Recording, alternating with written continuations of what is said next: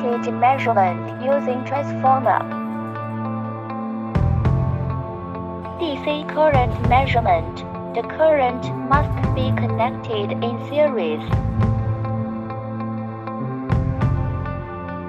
HFC transistor measurement to ensure that the transistor is PNP or PN.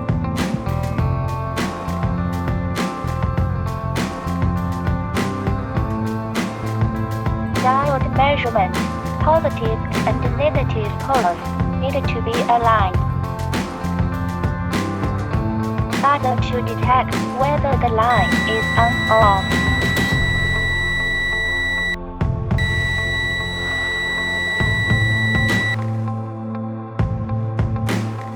Resistance measurement. Both sides can be measured.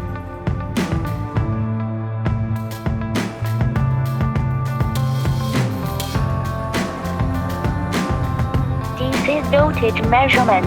DC regulated power supply and battery measurement display. With backlit screen, the value can be clearly seen in the dark. Data retention can keep the current value for easy recording.